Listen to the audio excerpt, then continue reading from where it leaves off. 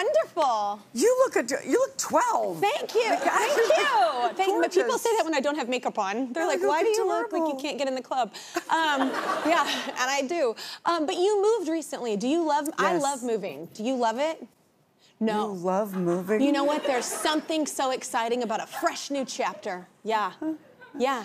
It says a lot about me. It does. Well, yes. I mean, if I could magically wake up and it was all done, yes, that would be good. Well, let me correct this. I like moving with a slew of men helping me. Right. Yeah. Yes. Yeah. It's true. No, it's true because I was doing construction too. Oh. So it was like renovations. Yeah. So I'd be like, all these guys, just nothing but guys and me. It's like, oh, this is. Yeah, you're like, things have worked out. I get used to this. Yeah, yeah. It is a hassle, though, like getting... I love nesting, but it can be a hassle. Well, it's just... The construction part I wasn't used to. I will never do that again. I will never do that again. I told someone, oh, it'll be fine. Because they'd never... Even the nicest contractor in the world is a liar. He doesn't mean to be. He doesn't mean to be, but they lie. And you're like, I could do that for like 4 weeks. No, it's true. / 16. God bless them, it's true. Well, they need to have other jobs. It's like they're cheating on you with all these other jobs. Yes. You know, and then you find out. Sleeping with other people. Yeah. Yes. And I found out he was cheating on me with 2 other houses in the neighborhood. I said, if I see your truck, and I think you're supposed to be here, I'm gonna walk up that driveway, and I'm not gonna do anything. No, I'm just kidding. So wait, both of your kiddos are living with you now, and it's like a pretty big age gap. It's like 15. And then 30-something, right? 34. And 34. Yes. That's like a TV show in itself. Yeah. Yeah. It's like a different dynamic. Yeah. We could call it that. Yes. No, the issues run the gamut at our house. But no, my older one, it's great. He's been living with me, and it's been great since we lost his dad, and he's been incredibly helpful. And so he's now going to be ensconced in this little guest house. That's that's cool. So, yeah. It's just, I can imagine the conversations, just like a total, and you raising a teenager now to then when you raised a teenager with your eldest. That's completely different. It was partly the difference in technology because my older one, he was the generation where they first got Game Boys and things like that. Yeah. And he begged for a Game Boy. Mine was we Nintendo. kept saying no, no, no. But, you know, I mean, anybody's a parent who knows this. Other parents who are much more permissive and things like that, they make it so much harder for you. You know, to make rules and set limits, and you know, and it's like fighting a tidal wave. You know, it's like you finally just have to give in because for 3 years he begged for a Game Boy, and we finally said okay. Yeah. You know. I will say I played Nintendo a lot, Gene. I turned out all right. Yes, I turned out all right. Do you know what's upsetting? I just had one of those meetings that you know have the parent-teacher things, and they were like, "Oh my God, well your daughter, your son," they're just like as a lie and like all of these things, and I'm like, "Where the hell is this kid at home?" I'm like, I'm like, who you're describing is so vastly different. Yeah, so polite. They say, "Yes, ma'am." No, I'm like, I have to fight for these things, like in my household, but they're doing great outside of the house. That reminds me of one of Deborah Vance's, one of my favorite jokes of hers, where she said that she had a concert on the East Coast when it was time for her daughter's parent-teacher conference at school. So she sent her drag impersonator to the parent-teacher conference. I didn't see that. I have those. I'm going to try that. So I hear that a high school teacher kind of made you fall in love with theater. That was your first, like... Oh, yeah. Oh, I had a phenomenal high school teacher. I mean, he was tough. He was very demanding, but he treated us like a little troupe of professional actors, but he was actually a really good friend of my dad's because my dad used to teach at that school as well. But did you ever have your dad as a teacher? No, that wasn't allowed actually back then. But he was at another school by the time I got to high school. Oh, okay. But Mr. Kelly, yes, Earl Kelly, he put on phenomenal shows, but he just found it so annoying that I was a cheerleader.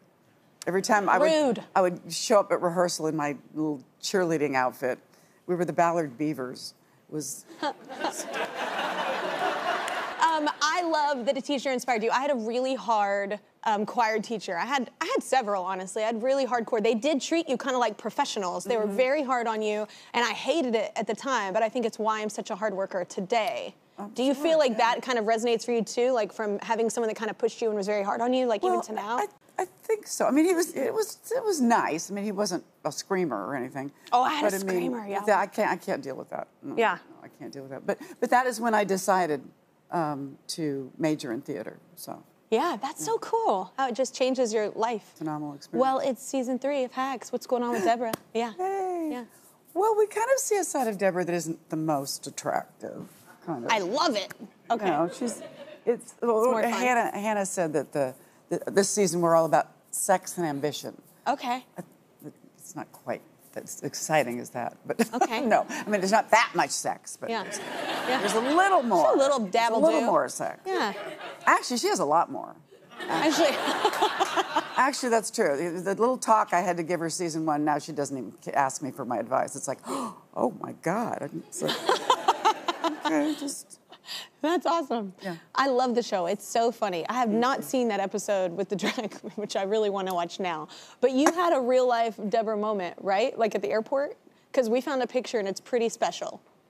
Well, I'll show you the picture. Maybe you'll remember what's happening here. Airport? Well, at the airport, they lost your bag, we heard, and then you ended up wearing a robe from the hotel.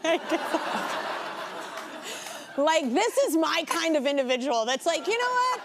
I'm cool enough. I'm gonna pull this off. And you just like walked out in a robe like Will Ferrell. It's like amazing.